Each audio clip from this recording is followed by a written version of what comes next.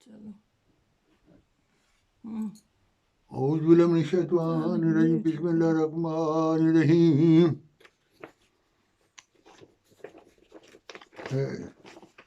آپ کی خدمت میں عیسائیت کا جو دنیا کا سب سے بڑا مذہب ہے اس کے متعلق معلومات پیش کی جا رہی. عیسائیت دنیا کے ایک بڑے حصے پر پھیلی ہوئی ہے. حضرت مسیح ابن مریم کو قبول کرنے والے عیسائی کہلاتے ہیں. عہد نامہ قدیم پر بھی ایمان رکھتے ہیں اور عہد نامہ جدید پر بھی ایمان رکھتے ہیں. دونوں کے مجموعے کا نام بائبل ہے. لیکن بائبل کے مطالعہ کرنے کے بعد یہ بات سامنے آتی ہے کہ عیسائیت کے عمومی عقائد یعنی خدائے واحد کی تعلیم کے خلاف دکھائی دیتے ہیں. البتہ پولس رسول کے بیانات جو عہد نامہ جدید میں درج ہیں مروجہ عیسائیت کے قریب تر ہیں. گویا موجودہ عیسائیت پولس رسول کی مرہون منت ہے، جبکہ عیسیٰ علیہ السلام پر ابتدا میں ایمان لانے والے موحدین تھے، توحید پر قائم تھے. گویا موجودہ عیسائیت پولس رسول کی مرہون منت ہے، جبکہ حضرت عیسیٰ علیہ السلام دیگر انبیاء کی تعلیم کے مطابق ان کی تعلیم تھی. لیکن بعد میں پولس کی خود ساختہ تعلیم کے پیروکار جو تھے انہوں نے توحید کے بنیادی عقیدہ کو چھوڑ کر تثلیث کو اپنا لیا اور باپ بیٹا اور روح القدس پر ایمان لے آئے. موجودہ عیسائیت تین خداؤں کی ناقابل فہم منطق دنیا میں پھیلانے میں مصروف ہے. توحید کے بالمقابل تثلیث، باپ بیٹا روح القدس. بائبل میں ایک خدا کو ماننے اور ایک خدا کی عبادت کی تعلیم دی گئی ہے. بائبل میں ایک خدا کو ماننے اور ایک خدا کی عبادت کی جو تعلیم دی گئی ہے وہ نئے اور پرانے عہد نامہ میں ایک خدا کی تعلیم پائی جاتی ہے. جیسے کہ فرمایا یہ سبھی تجھے دکھایا گیا تاکہ تو جانے کہ خدا ہے، اس کے سوا کوئی نہیں. استثناء باب 4 آیت 35. اس طرح عہد نامہ جدید میں بھی لکھا ہے.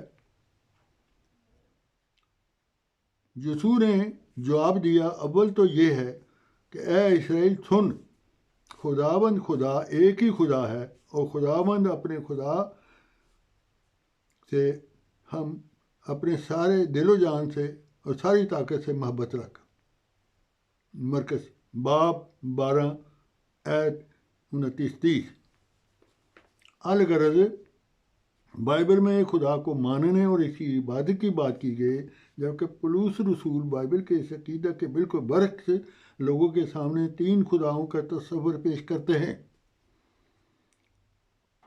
حضرت مسیح علیہ السلام اپنے باپ کے متعلق یعنی جو سب کا خدا ہے بائبل کی تعلیم کی روح سے خدا ایک ہی ہے، کوئی اس کا بیٹا نہیں. حضرت مسیح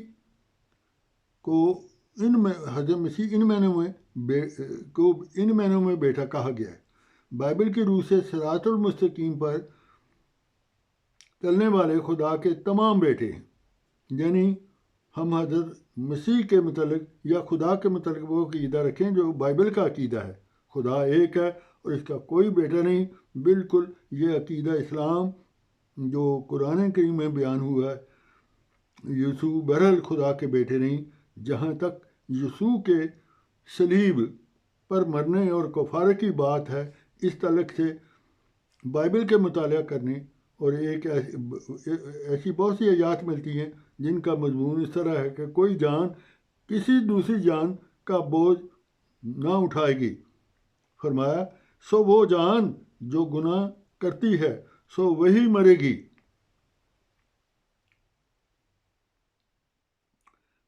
بیٹا باپ کی بدکاری کا بوجھ نہیں اٹھائے گا اور نہ باپ بیٹے کی بدکاری کا بوجھ.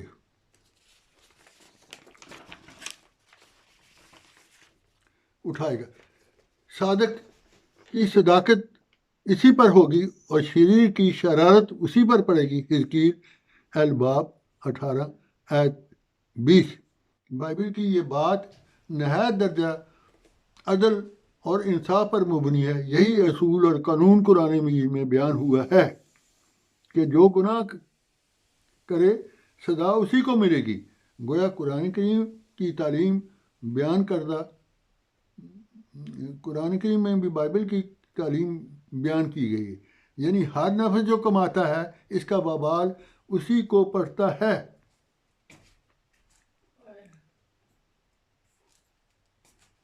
اور کوئی بوجھ اٹھانے والی ہستی دوسری ہستی کا بوجھ اٹھا نہیں سکتی۔ سورۃ انعام آیت 165۔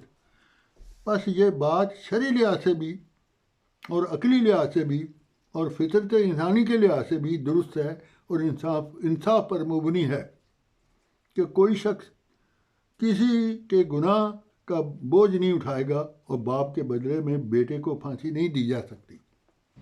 کفارے کے مسئلے پر مسیح کے ماننے والوں کی طرف سے یہ بات بھی کہی جاتی ہے کہ خدا نے بنی آدم پر رحم کھاتے ہوئے آدم کے گناہ کا ورثہ آگے چلا جاتا ہے۔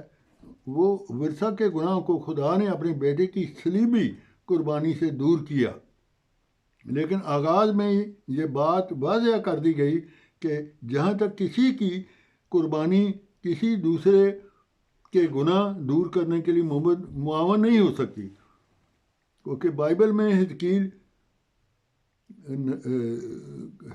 نبی کی تردید موجود ہے۔ پھر مسیح کو صلیب دیا جانا قربانی ہے یا نہیں؟ سب سے اول بات تو یہ ہے کہ صلیب پر مرنے والے کو بائبل کیا کہتی ہے۔ بائبل کے قول کے مطابق صلیب پر مر جانے والا لعنتی ہوئے۔ بس جو شخص لعنتی ہو وہ دوسروں کو کیوں کر لعنت سے چھڑا سکتا ہے؟ یہ الگ بات ہے کہ کہنے والوں کے مطابق مسیح صلیب پر مرے ہیں یا نہیں مرے۔ پہلے تو یہ فیصلہ ہونا چاہیے، اس فیصلے کے بنیاد ہے یہ فیصلہ کہ صلیب کی مسیح کی وفات صلیب پر ہوئی ہے یا نہیں۔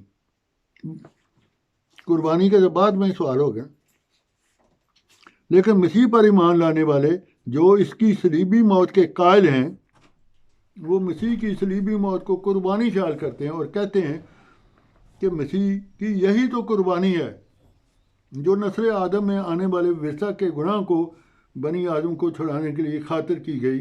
یسوع کی طرف سے یہی قربانی کو وہ پیش کرتے ہیں، لیکن قربانی کے لیے رضامندی بھی ضروری ہے۔ اب دیکھنے والی بات یہ ہے کہ کیا یسوع نے صلیب پر قربان ہونے کے لیے خود کو پیش کیا؟ انجیل اس کی تائید کی بجائے تردید کرتی ہے۔ وہ صلیبی قربانی کے لیے تیار نہیں تھے۔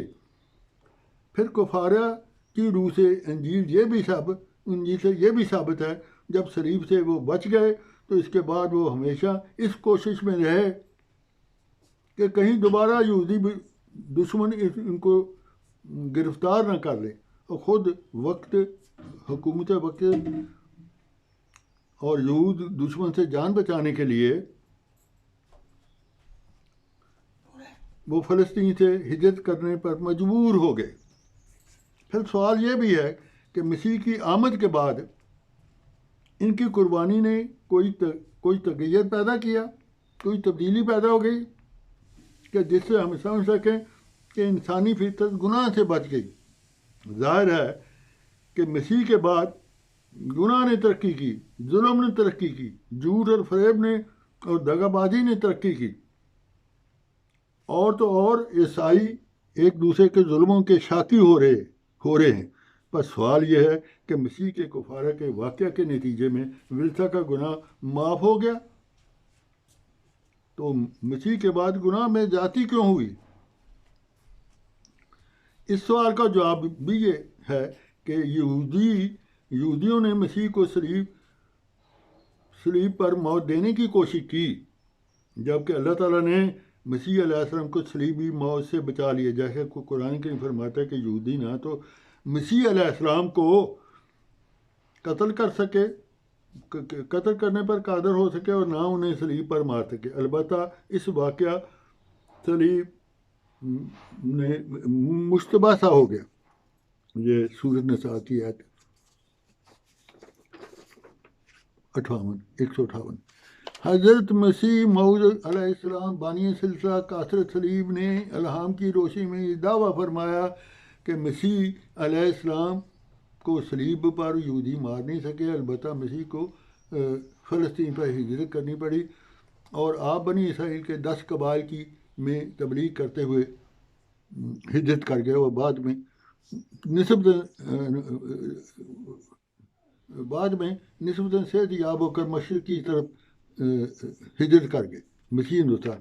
حضرت مسیح موعود علیہ السلام نے توحید خالص کی جو تعلیم اپنے حواریوں کو دی تھی، ان کی فلسطین سے ہجرت کے بعد پولس رسول نے ان کی تعلیم کے خلاف عیسائی مذہب کو بدل کر رکھ دیا۔ چنانچہ پولس رسول نے غیر قوموں میں اپنے مرید بڑھانے کی دوڑ میں مصروف ہو گئے۔ پولس رسول نے مسیح علیہ السلام کی تعلیم کے برخلاف لوگوں میں اپنی تعلیم کو پھیلانا شروع کر دیا، اپنی خود ساختہ تعلیم کو پھیلانا شروع کر دیا کہ نجات، فرمایا پولس نے کہ نجات اعمال کی شریعت سے نہیں بلکہ مسیح پر ایمان کی شریعت ہے، اور ان کے پیروکاروں میں شریعت کا توق اترتے ہی عیسائیوں میں بد عملی اور بدکاری کی ایسی رو چل نکلی کہ مسیح اپنے اصل کو چھوڑ کر پولس کے جال میں پھنس گئی، اور عالمگیر بدعمالیوں کا دروازہ کھل گیا۔ ابتدائی دور میں شریعت سے یہ آزاد ہوتے ہی عیسائی ان میں بدعملی بڑھ گئی، تو پولس رسول نے ایک موقع پر بادل ناخواستہ کہنا پڑا، یہاں تک سننے میں آیا کہ تم حرام کاری میں کمال حاصل کر رہے، بلکہ ایسی حرام کاری جو غیر قوموں میں بھی نہیں ہوتی۔ چنانچہ تم میں ایک شخص اپنے باپ کی بیوی کو رکھتا ہے اور تم افسوس نہیں کرتے، تاکہ جس نے یہ کام کیا تم میں سے وہ نکالا جائے، بلکہ شیخیاں مارتے ہیں۔ کرنتھو باب 5 آیت 1-2۔ کرنتھی بس حلال حرام گھل مل جانے کے بعد یہی کچھ ہوتا ہے اور ہو رہا ہے، وہ افسوس کیوں نہیں کرتے؟ پولس رسول خود ہی پہلے شریعت کو لعنت قرار دے کر ان کو شریعت سے آزاد کیا اور ان کی فطرت سیاح کو مسخ کر کے رکھ دیا۔ اب پچھتاوے کیا ہوت ہے جب چڑیاں چگ گئیں، کھیت جاری ہے۔